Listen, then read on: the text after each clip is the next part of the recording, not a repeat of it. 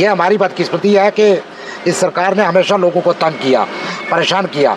तो मैं समझता हूँ कि ये जो अब कानून लाकर जो हिंदुस्तान गंगा जमनी तहजीब है, जो हिंदुस्तान बैरून कंट्री में मानी जाती थी कि यहाँ सबको जीने का हक है, रहने का हक है, इससे साफ जाहिर होता है कि एक कम्युनिटी के साथ इतना बड़ी नाइंसाफ़ी करके इनको सताना, इनको तंग करना, इनकी जनाब मस्जिदों को, मदरसों को बंद करना, ये सरासर नाइंसाफ़ी है।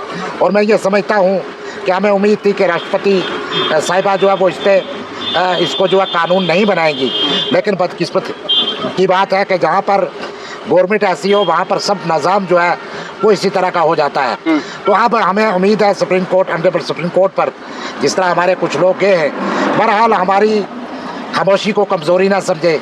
कहीं ना कहीं आने वाले दिनों में हमारे लोगों के अंदर बड़े जज्बात हैं।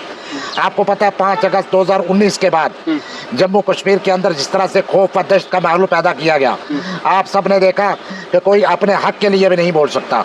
अगर किसी के PHC की वहाँ प्रॉब्लम है वो एहतजाज नहीं कर सकता। तो कहने का मकसद कि हमारे हकूक़ छीने गए, हमारे साथ जुल्म व ज़्यादती हुई। और हिंदुस्तान एक ऐसा देश है जहाँ पूरे वर्ल्ड में इसकी जो है मिसालें दी जाती है। आप जम्मू कश्मीर के अंदर देखें कितना जुल्म व सितम हो रहा है। हमारी जम्मू कश्मीर पुलिस जो अवामी हमदर्द मानी जाती थी, आप देखेंगे कठुआ के अंदर क्या हो रहा है, लाशें मिल रही हैं, कोई उस पर बात नहीं कर रहा है। अगर कोई बात कर रहा है तो उस पर PSA और FIR की धमकी दी जा रही है। तो ये कुछ ना इंसाफियाँ हैं हमारे साथ। तो मैं चाहूँगा कि ऑनरेबल सुप्रीम कोर्ट मुदाखलत करे हमारे हकूक़ की तहफ़्फ़ुज़ के लिए, हमारे लोगों के तहफ़्फ़ुज़ के लिए।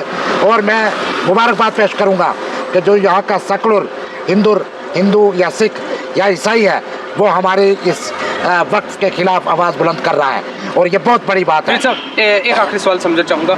जिस तरह आपने बहुत सारी चीज़ें यहाँ पे डिस्कस की, एक चीज़ जो BJP सरकार जिसका दावा कर रही है कि इसमें ट्रांसपेरेंसी नहीं थी वक्फ में, अगर इसमें ट्रांसपेरेंसी आएगी तो उससे आपका क्या नुकसान होगा? अगर एक आम गरीब शख्स को इसका फ़ायदा होगा, क्योंकि यहाँ पे ये भी कहा गया कि इन ज़मीनों का ये जो वक्फ की प्रॉपर्टी थी इसका फ़ायदा बड़े बड़े लोग ले रहे थे, आम शख्स को फ़ायदा नहीं हो रहा था। देखो BJP कौन होती है? हमारे लोग जो है वो यहाँ पर बहुत बड़े मोतबर लोग हैं।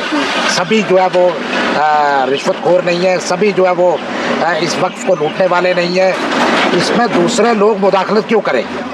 मेरा मानना ये है कि कोई भी, हमारे यहाँ बूढ़ा अमरनाथ मंडी है, आपने देखा होगा हर साल हमारे लोग जो है अपने भाइयों का वेलकम करते हैं। हम ऐसी कोई मुदाखलत नहीं करते कि जिससे हमारे उन भाइयों के धर्म को नुकसान पहुँचे, या उनको हम ये नहीं कभी कहते कि आपके मंदिर का कितना पैसा आया, कितना कहाँ गया।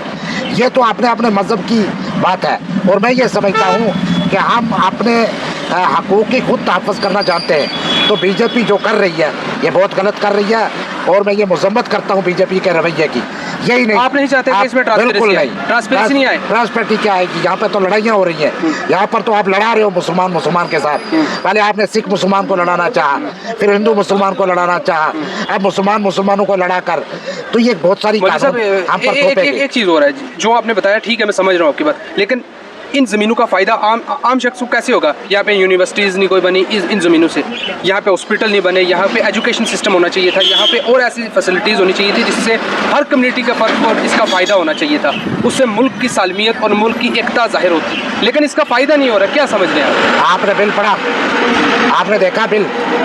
आप जब ये लागू होगा इससे यूनिवर्सिटी नहीं बनेगी, इससे कॉलेज नहीं बनेंगे, बल्कि आने वाले वक्त पे आप उस बिल को अच्छी तरह से जो हमारे बड़े लिखे लोग हैं, जो वकला लोग हैं, उनसे आप मशवरा पूछें। आप ये समझ लें कि इससे पहले हमारे लोगों की गलतियाँ थी, इससे पहले हमारे लोगों की गलतियाँ थी, इसमें कोई शक नहीं है। लेकिन उसका ये मतलब नहीं है कि हमारे पूरे हकूक़ को छीन कर आम लोगों को, सब लोगों को उसमें मिक्स किया जाए, ये गलत है। आप देखेंगे जो औकाफ की वक्फ ज़मीन जिन लोगों ने वक्फ कर रखी थी अल्लाह के लिए वक्फ, तो वो ज़मीनें जो है अब उसके हकदार सारे बन रहे हैं। उस ज़मीनों के ऊपर जो है वो अब हर एक आदमी जो है उसको हिस्सा बराबर दे रहे हैं। फिर सब जब मैं आम लोगों से मिलता हूँ, मैं उनसे जब बात करता हूँ वक्फ के रिलेटेड, तो वो मुझे बताते हैं कि सिर्फ कब्रिस्तान या ज़ियारत का बताते हैं। वो सोच रहे हैं कि सिर्फ ये वक्फ की ज़मीनें सिर्फ या तो कब्रिस्तान के अंदर हैं या ज़ियारतों पर हैं, जहाँ पे ज़ियारत या मज़ारात जहाँ जो बने हुए हैं उन्हीं के अंदर। लेकिन आम लोगों को ये नहीं पता कि वक्फ की और कितनी ज़मीनें हैं जिनसे आम लोगों को फ़ायदा इसका पहुँच सकता था।